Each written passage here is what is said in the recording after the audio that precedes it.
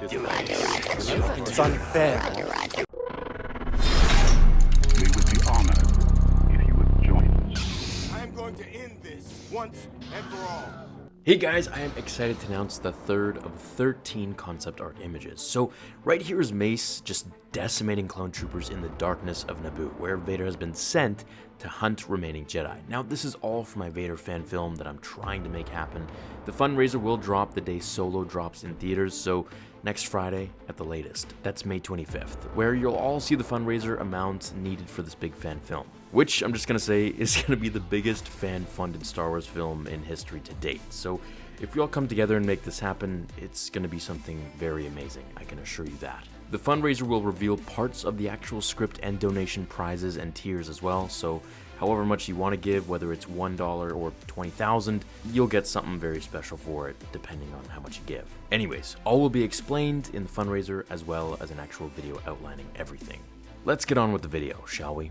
So now this is a video I didn't expect to really cover, nor did I think of even wondering what Palpatine thought at this moment. However, while going through the Darth Plagueis Legends novel again, I came near the end where Qui-Gon's body was being burned. Now, if you all remember, in the Phantom Menace, we all get the base shots of the Jedi Masters here, where the camera pans out after Obi-Wan promises Anakin that he will become a Jedi, and stops on Palpatine's face. Well, what I'm about to reveal is Palpatine's thoughts during that exact moment, so here we go. With the Battle of Naboo concluded, lost in his estimation, Palpatine had no time to bask in adulation or celebrate his win. His first order of business, indeed his first official duty, was to travel to his home world to congratulate Queen Amidala and her new allies, the Gungans, on their surprise victory. It wasn't until he arrived in Theed and learned of Darth Maul's defeat at the hands of the Jedi in a power generator station that he understood in part the reason for the sense of loss and profound solitude he had experienced following the murder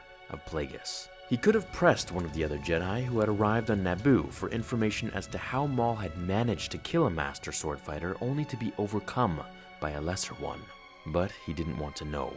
Still, it gave him great pleasure to stand among Yoda, Mace Windu, and other masters and watch Qui-Gon Jinn's body reduce to ash, knowing that the Jedi was just the first casualty in a war that had been declared but not yet begun.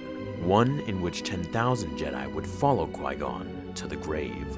That Plagueis' death and Maul's defeat had occurred in relative simultaneity could only have been the will of the dark side of the Force, as was the fact that until such time as he took and trained a new apprentice, Palpatine was now the galaxy's sole Sith Lord.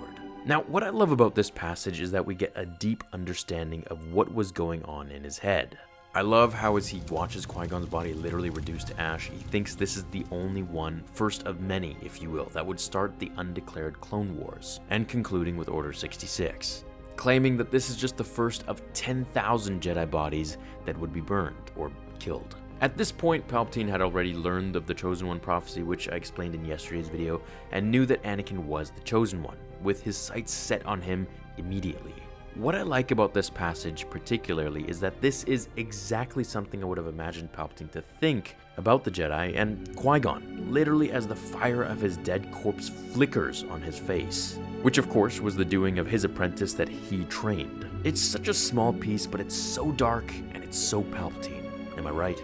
I hope you guys enjoyed it, and let me know what scene from the movies you want me to uncover next from the various Legends novels. Thank you so much for watching today's episode, and I will see you all in the next episode of Star Wars Theory. Until then, my fellow Jedi and Sith friends, remember, The Force will be with you always.